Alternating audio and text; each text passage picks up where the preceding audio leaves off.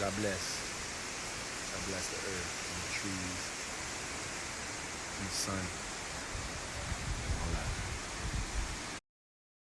Welcome back, you guys, and have you been wondering what happened to Joakim Noah's NBA career? At one point in his career with the Chicago Bulls, he was the best defensive player in the league. Obviously, they played different styles on defense, but Joakim was similar to Draymond Green in the way they communicated to the four other players on their team. He won Defensive Player of the Year and was picked as first team All-NBA in 2014, but in the year 2018, he's in exile with the New York Knicks and hasn't been on their sidelines in 3 months. What happened? Before we get started, I would like to talk about today's sponsor of the video, SeatGeek. I'm sure you guys have heard of the app before. If you're looking to make your ticket purchasing process simple, then I'd recommend downloading the SeatGeek app.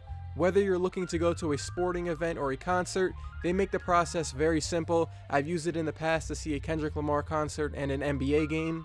What SeatGeek does is it puts tickets together from all over the web into one spot, then they give those tickets a rating out of 100. So if it's green, then you know it's a good deal. If it's red, then you know it's not good. A feature that I like is that they allow you to see what your seats look like before you buy them. If you're looking to get tickets for an event in the future, the link to the SeatGeek app will be in the description, and to get $20 off your first purchase, you can use my code CAINE at checkout. I love Miami. I love this city. I don't like the heat, you know. Really don't like the heat, but you know, I love the city of Miami. When the Chicago Bulls first drafted Joakim Noah with the 9th pick in 2007, he was just looked at as an energy guy for the team. He had an ugly looking jump shot and no post game, so his role was to create havoc off the bench, but soon more NBA fans would know about Joakim. He broke out onto the national scene during the 2009 playoffs against the Boston Celtics. In those 7 games versus Boston, he averaged 15 points, 13 rebounds on 52% shooting. Over the next year and a half under Tom Thibodeau, Joakim would begin to fine-tune his ability to set screens, defend the rim, and create energy for his team. He was one of the most intense guys on the floor, established himself as one of the best defensive centers in the league, and the Bulls would end up signing him to a 5-year, $60 million contract before the start of the 2011 season. Unfortunately, during Derrick Rose's MVP season, Joakim missed half of the year because of right thumb surgery. Even though the Bulls made the playoffs the next 2 seasons in 2012 and 2013, it was tough for Chicago because Derrick Rose was out with injuries, and that ruined the Bulls' window of getting back to the conference finals.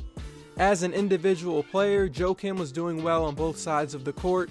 In 2013, he racked up his 3rd triple-double against the Sixers by putting up 23 points, 21 rebounds, and 11 blocks. Joakim is one of the handful of players to have a triple-double with blocks. In that 2013 season, he was picked to the NBA's All-Defensive First Team, and it was his first All-Star selection. These two going at it. Noah's watching him, and he now starts to enjoy it. Moving on to the 2013-2014 year, which was the best season of Joakim's career. Joakim's skill set was very unique for a 6'11" center. He couldn't shoot, but he did a lot of things well, like being a leader, defending the rim, pushing the ball after getting a rebound, and passing, which made him tough to deal with. In the month of March 2014, he showed off his versatility on both sides of the floor that solidified his spot on an All-NBA team and for the Defensive Player of the Year. Noah averaged 14 points, 10 rebounds, 8 assists, as well as 2 blocks and 2 steals. Because Derrick Rose was out with an injury, the Bulls had to run the offense through Noah. It's pretty rare for a team to run their offense through a passing center, but Noah's ability to ball fake and find certain passing angles made him one of the best passers in the league. He ended up finishing that year as first team All-NBA, the Defensive Player of the Year, was 4th place in MVP voting, and the Bulls were 2nd in defensive rating. It was impressive he was doing this without Derrick Rose and Luol Deng for most of the year. After they lost to the Wizards in the playoffs, it turned out he was banged up during the end of the year, so he had to get knee surgery, which put him out 12 weeks. The most memorable moment from his second to last year with the Bulls was that 2nd round series against the Cavaliers. This was a pretty good Bulls team with Jimmy Butler, Rose, Gasol, Dunleavy, and Taj Gibson. They were so close to going up 3-1, and this series was a continuation of the LeBron versus Noah battle over the years. Team foul. Spin move, James throws it down. with gusto. Joakim was one of the few players to get into it with LeBron, where LeBron would actually talk back and get a technical. That was a pretty fun on-court rivalry since 2010. I kind of missed that. But in his last year with the Bulls in 2016, there was a lot of drama. Tom Thibodeau was gone, Jimmy Butler was the clear-cut best player, and at the beginning of the year, he lost his minutes to Nikola Mirotic and Pau Gasol. The big drama that year was between him and Jimmy Butler. At one point they were close, but in 2016 they had several heated disagreements over the season. It was reported that Jimmy felt that Noah and other players weren't working as hard as he was. Joakim and others were apparently late to team activities, and Jimmy wasn't down with that. Joakim also had to deal with more injuries that year, and this one hurt his offensive ability. He dislocated his left shoulder and was out for the rest of the year because of surgery.